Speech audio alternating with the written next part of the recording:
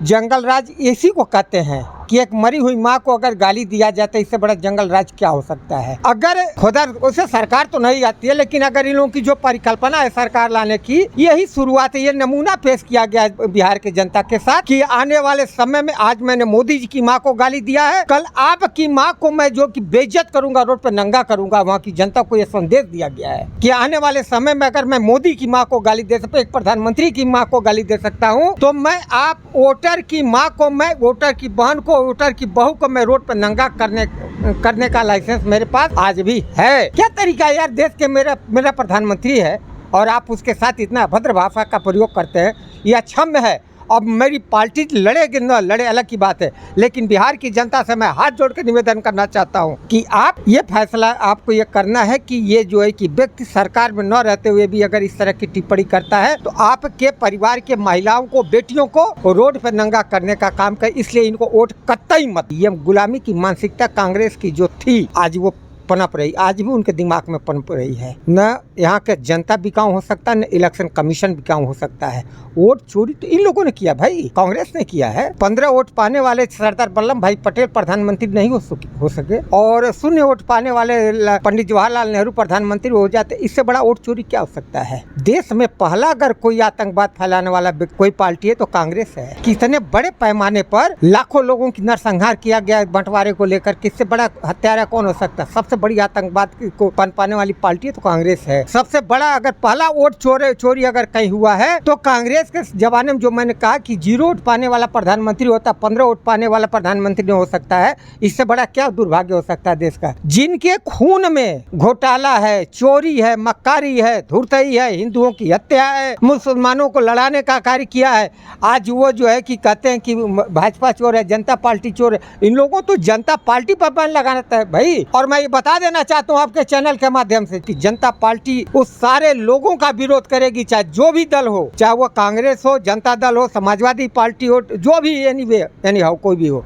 मैं नाम नहीं लूंगा, ज्यादा किसी को इज्जत मैं नहीं देता हूँ ऐसे गंदे लोगों को।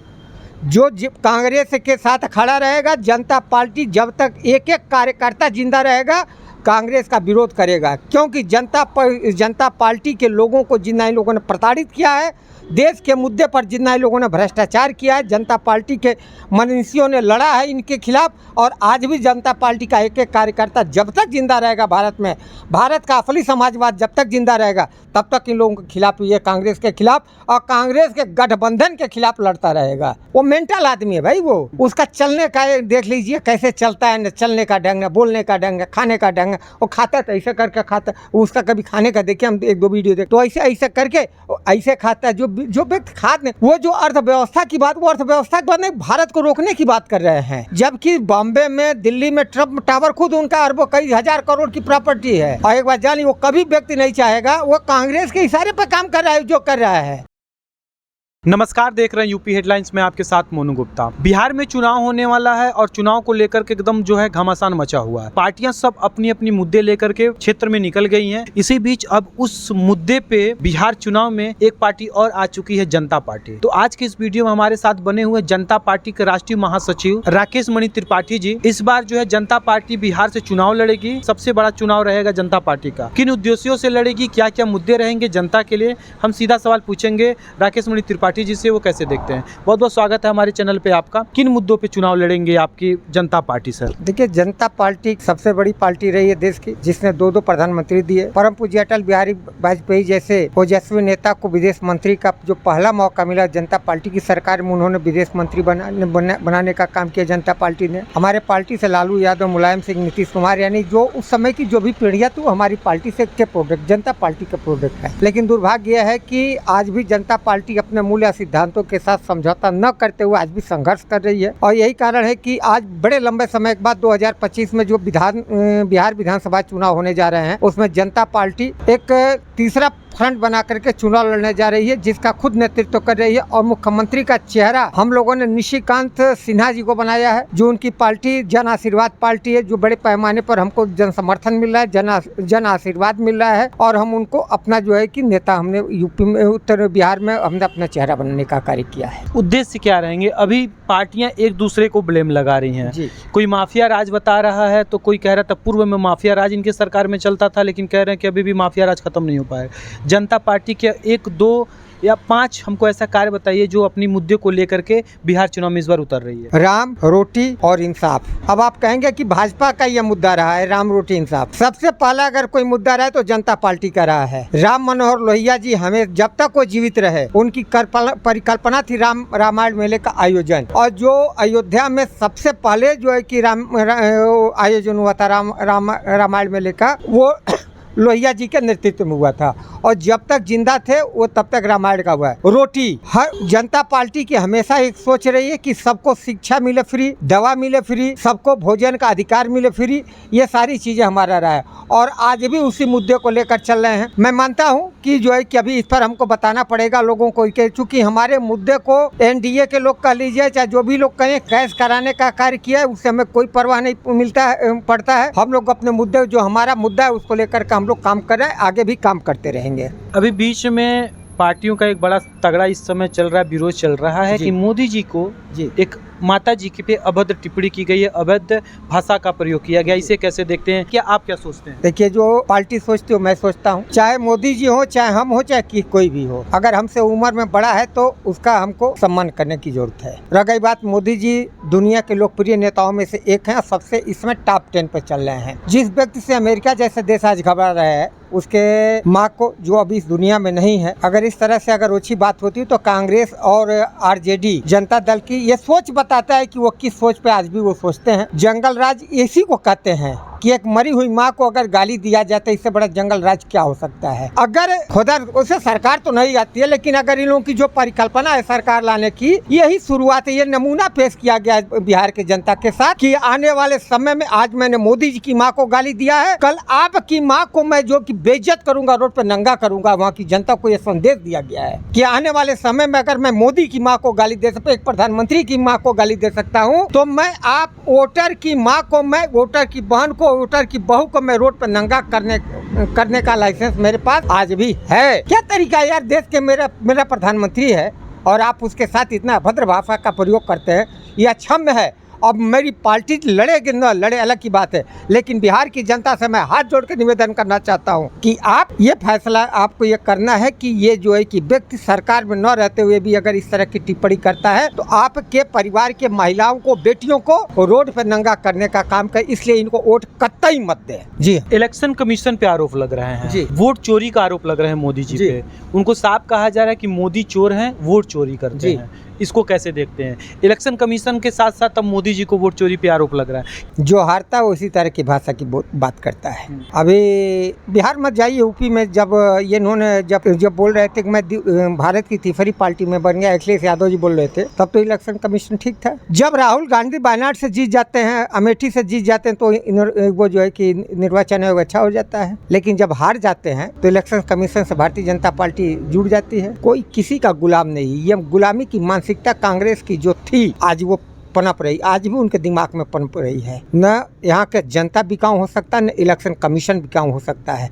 वोट चोरी तो इन लोगों ने किया भाई, कांग्रेस ने किया है। 15 वोट पाने वाले सरदार वल्लभ भाई पटेल प्रधानमंत्री नहीं हो सके और 0 वोट पाने वाले पंडित जवाहरलाल नेहरू प्रधानमंत्री हो जाते। इससे बड़ा वोट चोरी क्या हो सकता है? देश में पहला अगर कोई आतंकवाद फैलाने वाला कोई पार्टी है तो कांग्रेस है। कितने बड़े पैमाने पर लाखों लोगों की नरसंहार किया गया बंटवारे को लेकर, किससे बड़ा हत्यारा कौन हो सकता है? सबसे बड़ी आतंकवाद को पनपाने वाली पार्टी है तो कांग्रेस है। सबसे बड़ा अगर पहला वोट चोरी अगर कहीं हुआ है तो कांग्रेस के जमाने में, जो मैंने कहा कि 0 वोट पाने वाला प्रधानमंत्री होता, 15 वोट पाने वाला प्रधानमंत्री नहीं हो सकता है। इससे बड़ा क्या दुर्भाग्य हो सकता है देश का? जिनके खून में घोटाला है, चोरी है, मक्कारी है, धूर्तई है, हिंदुओं की हत्या है, मुसलमानों को लड़ाने का कार्य किया है, आज वो जो है कि कहते हैं कि भाजपा चोर है, जनता पार्टी चोर है। इन लोगों तो जनता पार्टी पर बैन लगाना है भाई। और मैं ये बता बता देना चाहता हूँ आपके चैनल के माध्यम से कि जनता पार्टी उस सारे लोगों का विरोध करेगी, चाहे जो भी दल हो, चाहे वो कांग्रेस हो, जनता दल हो, समाजवादी पार्टी हो, जो भी एनी हाउ कोई भी हो। मैं नाम नहीं लूँगा, ज़्यादा किसी को इज्जत मैं नहीं देता हूँ ऐसे गंदे लोगों को।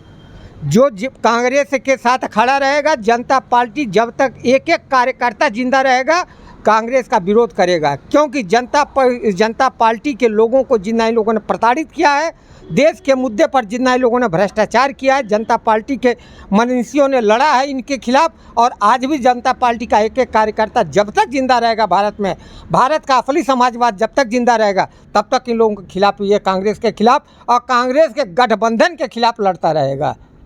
तो ये जो बातें आप कह रहे हैं, ये जनता पार्टी का है कि आपका ये व्यक्तिगत बात? नहीं, जनता पार्टी का है। जो हमारा राष्ट्रीय नेतृत्व तो बोलता है वो मैं बोलता हूँ, और ये हमने गलत नहीं बोला है साहब। जो मेरा राष्ट्रीय नेतृत्व फैसला करता है। मैं 15 तारीख को फिर हमारी बैठक हो रही पटना में। ये बात बताइए, जिस हिसाब से आपने बोला कि ये जनता पार्टी का है, जिस हिसाब से अभी इंडिया गठबंधन और एनडीए गठबंधन चल रही है, अगर मौका मिले आपको इंडिया गठबंधन में जाने के लिए, तो क्या आप लोग जाएंगे, जिसका नेतृत्व कांग्रेस, समाजवादी पार्टी ये लोग करते हैं? हमने एक ही बात कहा कि जब तक कांग्रेस जिनके साथ रहेगा उस सारे लोगों का विरोध जनता पार्टी करेगी। अच्छा जी हाँ। तो कहीं ना कहीं एनडीए गठबंधन की ओर आप लोग अग्रसर हो रहे हैं? नहीं, हम एनडीए की तरफ भी नहीं जा रहे हैं। हाँ। हम मोदी जी का विरोध हम समर्थन इसलिए करते हैं क्योंकि ईमानदार, एक अच्छा नेता, कुशल नेता है, और मेरे विरोध करने से कुछ होने वाला नहीं है। बात समझिए।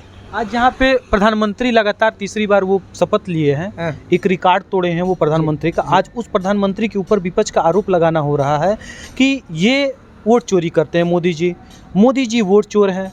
उनको कहा जा रहा है कि मोदी जी के पास ट्रंप ने फ़ोन किए और ट्रंप बोले कि मोदी तुम 24 घंटे के अंदर सीज फायर कर दो, ऐसे राहुल गांधी कह रहे हैं, और मोदी जी ने 5 घंटे के अंदर सीज फायर कर दिया। मोदी जी डर गए।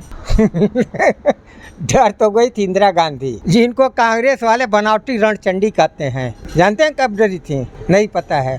जब इलेक्शन ये बांग्लादेश का ये चल रहा था, बंटवारा चल रहा था, तो उन्हीं के कहने पर जो है कि हिंदुओं की हत्या की गई थी। आज बांग्लादेश में जो है हमने 90,000 सैनिकों को छोड़ने का काम किया, लेकिन हमारे 55 सैनिकों को इंदिरा गांधी ने नहीं छोड़ा था, नहीं छोड़वा पाई, कभी नहीं छोड़वा पाई। इंदिरा गांधी ने कभी नहीं छोड़वा पाई। बांग्लादेश के साथ उस समय अमेरिका खड़ा था, उन्होंने कहा कि नहीं छोड़ना है। जो 55 को नहीं छोड़ा पाया, वो तो मेरे देश के सैनिकों का पर हमें गर्व होना चाहिए कि 90,000 को बंधक बनवाया, लेकिन 55 को इंदिरा गांधी नहीं छोड़वा पाई।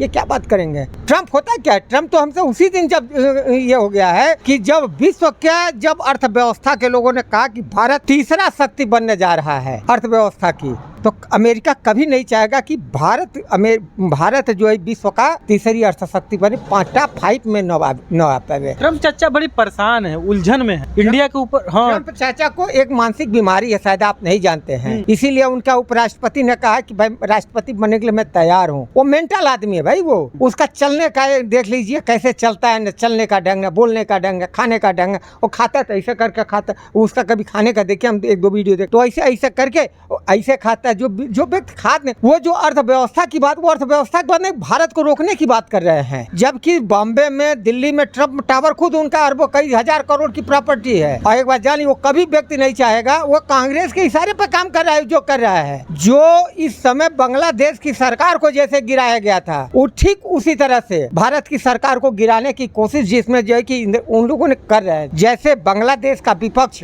जिया खालदा को गिराने का काम किया था, ठीक उसी पैटर्न पर राहुल गांधी अमेरिका से मिल करके कर रहे हैं। लेकिन भारत की जनता को मैं धन्यवाद देना चाहता हूँ। भारत की जनता बहुत सोची, ऋषियों के पुत्र हम लोग हैं, और ऋषि पुत्र बहुत कभी ये नहीं हो सकता है, बरकलाया नहीं जा सकता है। हम अपने अंदर से मैं भाव खो रहा, लेकिन एक बार जान लीजिए कि मैं ऋषि पुत्र, इसलिए हमने ग्रंथ दिया है, हमने वेद दिया, उपनिषद दिया है, और उपनिषद और वेद देने वाला व्यक्ति किसी के बहकावे में नहीं आ सकता है। क्या लग रहा है बिहार चुनाव में जिस हिसाब से कहा जा रहा है इंडिया और एनडीए अलायंस की लड़ाई है, काफी ताबड़तोड़ है, पार्टी सबका बाप है कह लीजिए। अब वो भी आ गई है, तीसरी पार्टी आ गई है, उसमें तीसरा मोर्चा बना करके आ रही है जी। तो क्या लग रहा है इस बार दावेदार कौन रहेगा? क्या लग रहा है कि इस बार बीजेपी, मतलब इंडिया या एनडीए, या फिर से जनता पार्टी सारी सीटों पर लड़ लेगी? सारी सीटों पे, इसीलिए मैं तीसरा मोर्चा बनाया हुआ साहब। हमारे राष्ट्रीय अध्यक्ष, मैं स्वयं उस मीटिंग में रहूंगा। हमारे तीसरे फ्रंट के लोग भी आ रहे हैं और एक बड़ा हम कार्यक्रम करने जा रहे हैं। परिणाम कुछ भी हो, अगर मैं हार गया तो एक बार जान लीजिए, मैं महाभारत के क्या नाम था,